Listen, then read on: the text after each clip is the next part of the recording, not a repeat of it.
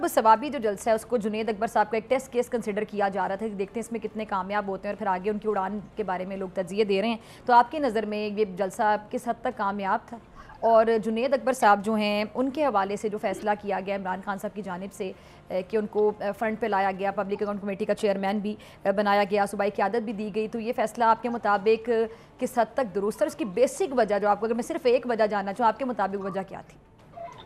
ये वजह तो जाहिर है, ये है, सच्ची बात है कि अली अमीन गंडापुर अपनी जो पॉलिटिक्स है उसको नहीं संभाल सके और जो पार्टी के अंदर और लीडरशिप में एक डिस्ट्रस्ट जो हुआ है उसको वो जिस तरीके से उन्हें हैंडल करना चाहिए था वो नहीं कर पाए और उसके नतीजे में ये चेंज आई। बाकी तो जाहिर है, बाकी तो ऐसे मतलब अगर मुनाफिकत पे मबनी वजूहात ही होंगी ना, कोई और जो देंगे, तो सीधी बात तो ये। तो अब ये इसमें जुनेद अकबर जो है वो बड़े कैपेबल आदमी है, अली अमीन भी बड़े कैपेबल आदमी है, लेकिन आपको पता ही है कि इस तरह के उहदों के ऊपर हमेशा एक मुखालफत और चीज़ें वो भी जनरेट होती रहती हैं और आपको लोगों को साथ लेके ही चलना होता है, जो शायद अली अमीन उतना अच्छा नहीं चल सके जितना उन्हें चलना नहीं। तो फवासब अली अमीन साहब पे तो एक इल्ज़ाम ये भी है ना कि वो साथ लेकर चल रहे थे कुछ लोगों को और इस्टेब्लिशमेंट के भी करीब समझे जाते थे। तो मुझे चीज़ समझ नहीं आती कि एक सूबे का चीफ एग्जीक्यूटिव है, आप खुद बड़ी बड़ी वजारतों पे रह चुके हैं, तो आप मुझे बताएं कि क्या चीफ एग्जीक्यूटिव सबको साथ लेकर नहीं चलेगा? अगर नहीं चलेगा तो फिर चलेगा कैसे? ये तो ज़रूरत होती है ना।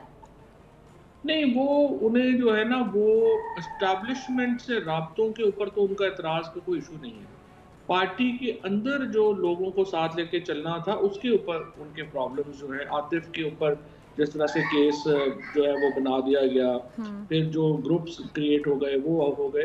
देखिए, एस्टैब्लिशमेंट से राब्ते तो जो है वो पीटीआई पहले ही कह चुकी है कि हम चाहते हैं कि एस्टैब्लिशमेंट से राब्ते। अरे सिंध में भी तो क़यादत की तब्दीली की बात हो रही है ना चौधरी साहब, वहाँ पर क्या इशू आ रहा है?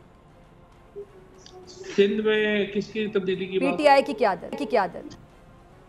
ये तो देखो पार्टी के अंदर हर वक्त चलते ही रहता है, मतलब हर जगह तहफ़्फ़ुज़ात हम कह सकते हैं कि हर जगह तहफ़्फ़ुज़ात डाउट्स हैं। नून लीग में अभी जावेद लतीफ़ साहब ने, आप देखें मरियम बीबी के, अभी हुकूमत में है।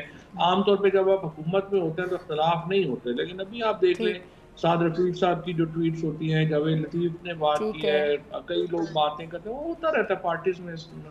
जावेद लतीफ़ का जिक्र किया, एक प्रोग्राम का क्लिप नज़रों से गुजरा था जिसमें जावेद लतीफ़ साहब भी पार्टिसिपेंट थे और फैसल वाडा साहब भी मौजूद थे। तो फैसल वाडा साहब ने एक नया इंकशाफ कर दिया है हमेशा की तरह। उन्होंने कहा कि जो नवाज शरीफ साहब की प्लेटलेट्स रिपोर्ट है वो मेरे घर बैठकर बनाई गई थी। ये बात आपको क्या समझ आ रही? नहीं, 100% जाली थी, उसमें क्या शुबा है। और आपको पता है कि उस वक्त सिर्फ मैं और जुल्फी बुखारी थे, उस वक्त नदीम अफजल भी थे, जो हम कह रहे थे कि इस तरह से आप बाहर ना भेजें और इनको बाहर भेजने का, क्योंकि मेरा पॉइंट ऑफ व्यू ये था, देखिए सच्ची बात ये है कि मैं तो जेल में भेजने का भी हक में नहीं था। मेरा नुक्ता नज़र ये था कि आप जाती उम्रा में उनको घर में जो है वो हाउस अरेस्ट करते हैं, हमारी कौन सी जाती दुश्मन है। लेकिन बाहर इसलिए नहीं भेजना चाहिए नवाज शरीफ साहब जैसे कद के लीडर को कि वो फिर इंटरनेशनल एस्टैब्लिशमेंट का आलाकार बन जाता है और वो फिर उनको अपना जो है वो अपना मकसद हासिल करने के लिए उनके साथ चीज़ें जो है वो। सब्सक्राइब करें और बेल दबाएं ताकि कोई खबर रह न जाए।